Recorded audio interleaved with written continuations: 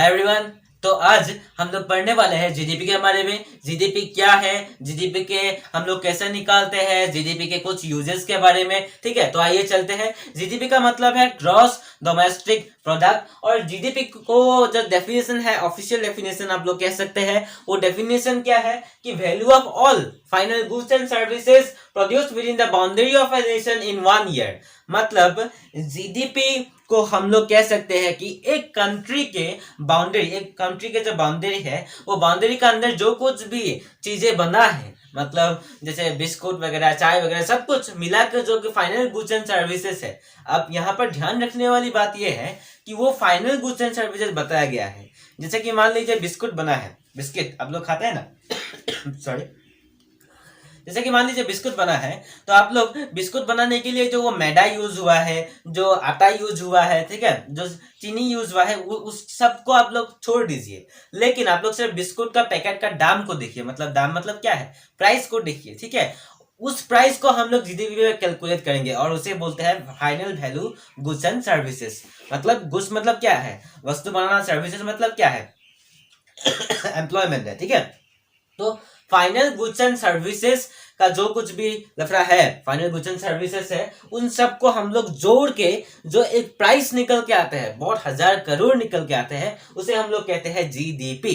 ठीक है, और ये एक साल में कैलकुलेट होते हैं। एक साल में एक जीडीपी निकल के आते हैं, मतलब कुछ ना कुछ परसेंटेज निकल के आते हैं। ठीक है, तो ये कौन से महीने से कौन से महीने तक, मतलब 1 अप्रैल से लेकर 31 मार्च तक सॉरी, तो एक साल हुआ कि नहीं, एक साल हो गया। ठीक है, नेक्स्ट है, ये एक और भी तरीके से कैलकुलेट हो सकता है, और वो है कि हम लोग नेशनल प्राइवेट कंजम्पशन को अब और ग्रॉस इन्वेस्टमेंट को और गवर्नमेंट स्पेंडिंग को और ट्रेड बैलेंस को अगर जोड़ दे, तभी हम क्या निकाल सकते हैं, जीडीपी को निकाल सकते हैं। अब देखते हैं, एक एक टर्म को समझते हैं कि नेशनल प्राइवेट कंजम्पशन क्या है। मतलब जो भी नॉन प्रॉफिट इंस्टीट्यूशंस है, प्राइवेट इंस्टीट्यूशंस है, जैसे कि मान लीजिए टेम्पल वगैरह कुछ है, पार्क्स वगैरह, नेशनल पार्क्स वगैरह कुछ है, उसमें जो भी कंजम्पशन है, उसमें जो कुछ भी पैसा निकल के आया है, उसे हम लोग अगर ग्रॉस इन्वेस्टमेंट, मतलब टोटल इन्वेस्टमेंट के साथ अगर प्लस कर दे, और उसके साथ गवर्नमेंट ने जो कुछ भी स्पेंड किया, हाँ, और ट्रेड बैलेंस, ट्रेड बैलेंस मतलब क्या है, हम लोगों ने जो एक्सपोर्ट किया उससे अगर हम माइनस कर दे इंपोर्ट्स को, वो ट्रेड बैलेंस निकल के आता है। और अगर एक्सपोर्ट ज्यादा हुआ इंपोर्ट से, तो ये टर्म पॉजिटिव है, और अगर एक्सपोर्ट कम हुआ इंपोर्ट से, तो क्या होंगे, ये टर्म निगेटिव हो जाएंगे। तो इसलिए बोलते हैं ना, जीडीपी कभी निगेटिव में भी आता है, तो ये निगेटिव हो जाता है अगर ये टर्म बहुत ही बड़ा हो जाता है। ठीक है, आइए देखते हैं ये क्या है। ग्रॉस मतलब क्या है, ग्रॉस मतलब टोटल है।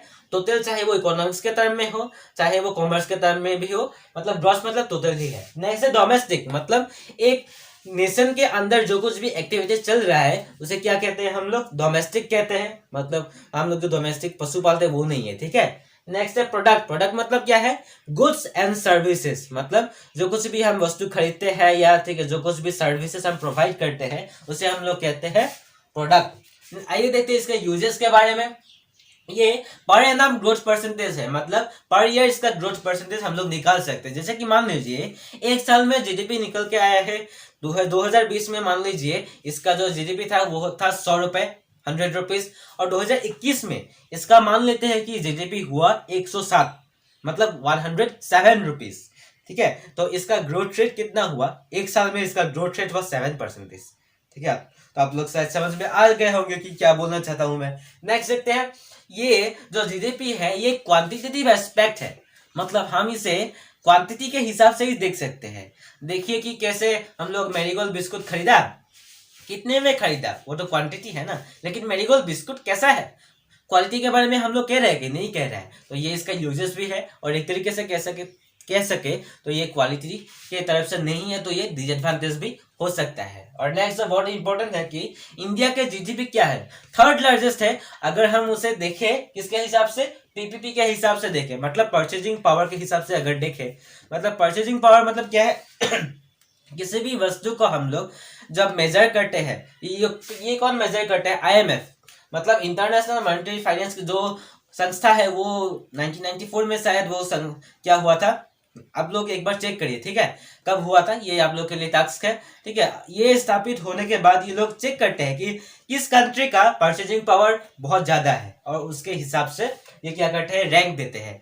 यूएसए और चाइना के बाद इंडिया थर्ड लार्जेस्ट है। ठीक है, आप लोग यूपीएससी में पूछ सकते हैं। नेक्स्ट है रुपी एक्सचेंज के हिसाब से, ये तो डॉलर के था ना, मतलब ये डॉलर में था। अगर रुपी एक्सचेंज के हिसाब से देखें तो क्या रहेंगे, इंडिया का पोजीशन 5th रहेंगे। शायद आप लोग नहीं देख रहे, ठीक है, इंडिया ये 5th लार्जेस्ट है। ठीक है, तो यही था इस जीडीपी के बारे में फुल डिटेल्स। आप लोग इसे स्क्रीनशॉट मार लीजिए। ठीक है, हाँ, हम लोग नेक्स्ट वीडियो में फिर मिलते हैं, तब तक के लिए बाय।